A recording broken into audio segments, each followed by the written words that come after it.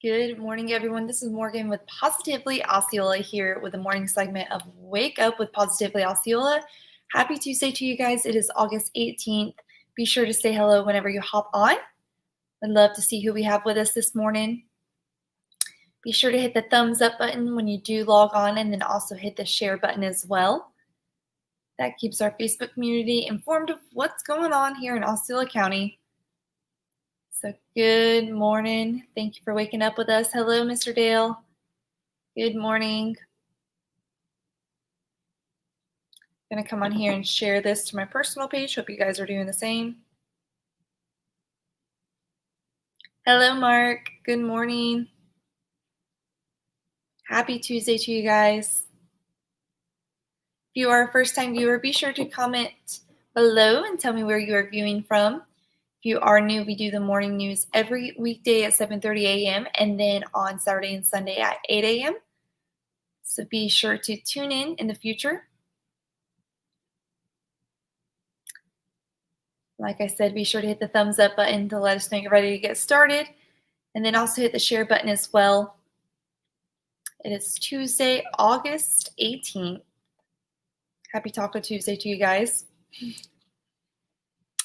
And with that being said, we're going to go ahead and get started this morning with the first news update for this Tuesday morning. The 2020 primary election day is here and will be the last chance for registered voters who are registered as either Democrats or Republicans to have a say in the primary election locally. At least 5 races will be decided during today's primary, including the clerk of the courts, Kissimmee State House Representative, tax collector, and 2 school board seats. Other key races like Osceola Sheriff, Kissimmee Mayor, and County Commission District 1 will narrow down a large pool of political hopefuls ahead of November. The supervisor of elections in Osceola County is pushing towards important safety procedures to protect voters who still need to cast a ballot on Election Day. Hand sanitizers, masks, gloves, and other personal protective gear will be handed at all polling sites this year, and election workers are required to wear face masks. Voters without face coverings won't be turned away, but election officials are still encouraging people to mask up when they come to vote. Free masks will be available to voters at the polls. So if you want your voice to be heard and you want to be part of making a positive difference in Osceola County, get out and vote today. Polls are open from 7 a.m. to 7 p.m. Remember, unlike in early voting, on Election Day, you can only vote in your home precinct. If you do not know where that is, you can call 407-742-6000 or visit www.voteosceola.com to check your voter status. So again, today is Election Day, so happy Election Day to you on the local level. So make sure you get out and let your voices be heard today. Hello, Mr. Larry. Good morning. Hello, Miss Arlene. Thank you guys for tuning in with us. If you're just now hopping on, be sure to say hello, tell me where you are viewing from, and then also hit the share button and the thumbs up button as well. Make sure that you guys follow us on Facebook, Twitter, Instagram, YouTube, and LinkedIn, all those social media accounts, so that way you stay up to date with what's going on here at Positively Osceola. And continue on with things to know happening in Osceola County. Pepperoni shortage is coming to a pizza place near you. Tell us it isn't so. Over the last few months, we've seen shortages of spray bleach, sanitizer wipes, and even toilet paper shortages. And we figured out how to get around them. But now we're hearing about one of America's favorite pizza toppings, pepperoni. During the initial onset of the coronavirus pandemic, pizza shops were seemingly a perfect fit to stay busy and fill the void of other restaurants that were unable to provide dine-in services to the communities around the nation. It became a normal sight to see pizza delivery cars moving through traffic as people long for something other than home-cooked food. So according to media outlets like USA Today and Bloomberg, we're now seeing shortages of pepperoni, causing increase in prices that small mom-and-pop pizza shops may be forced to pay.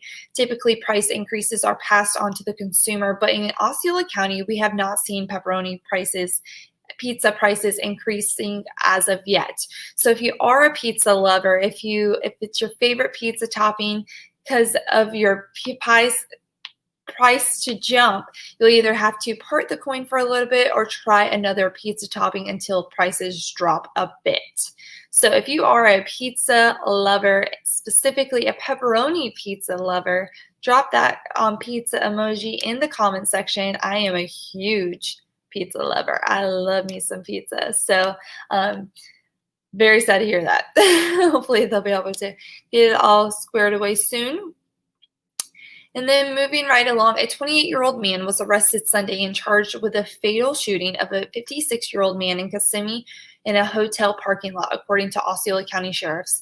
Osceola deputies responded to a report of shots fired at the Red Star restaurant and bar at 4561 West Arlo Bryson Highway on Friday afternoon, and when they arrived, they found the shooting victim, 56-year-old Kenneth Lester Leggett, in the nearby parking lot of the Du Boutique Hotel.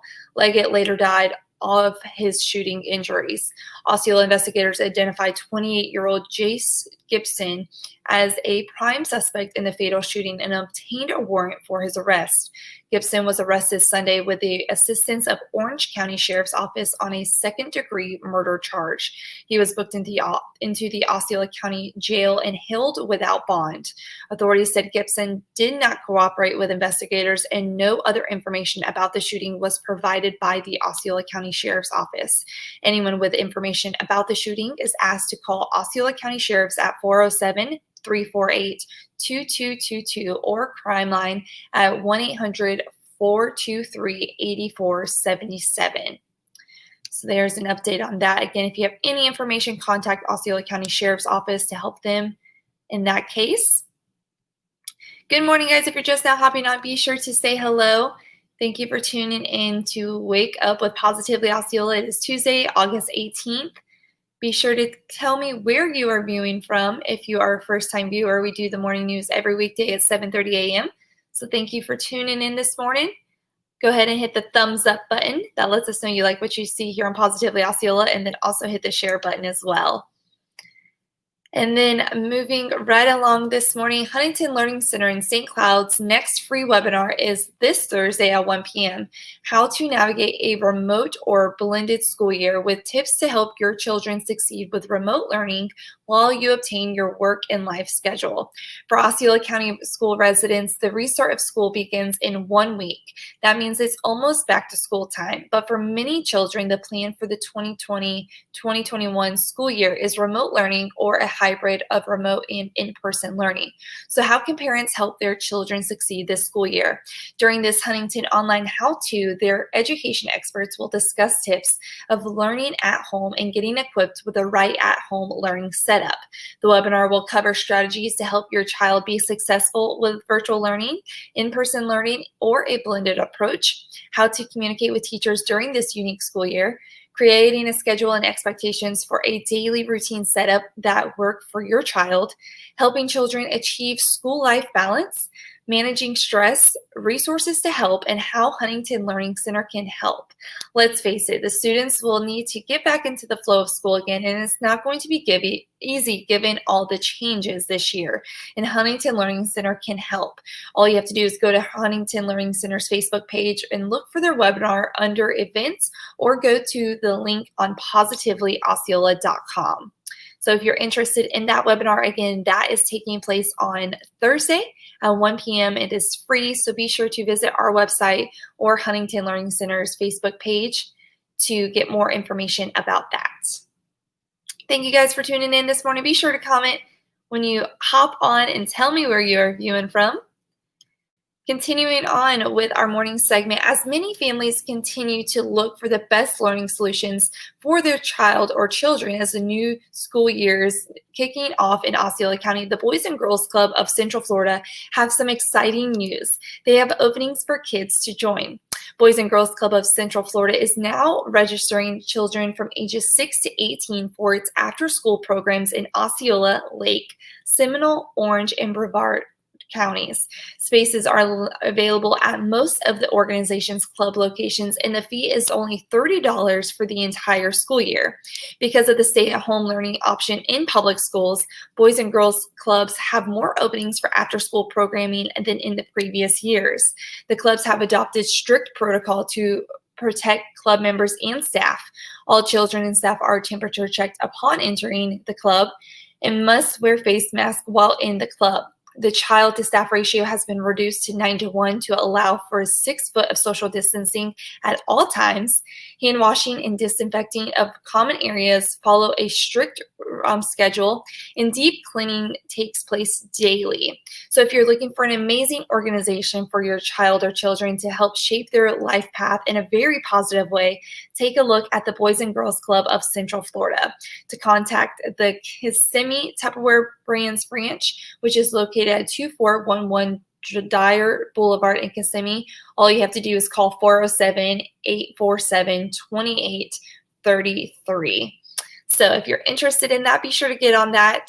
Like we said, this is the first time that they've had this more openings than within previous years. So be sure to get on board with that if you are interested. And then the final thing this morning, a recent survey in USA Today's revealed that Orlando and Central Florida remain on the top of the list of travel destinations for Americans despite COVID-19. In fact, the report shows that our region is gaining in popularity for potential American travelers. The number of travelers to Orlando International Airport reflects this gradual renewed interest in June passenger traffic numbers. Overall traffic was down 79.5% for the month compared to last June.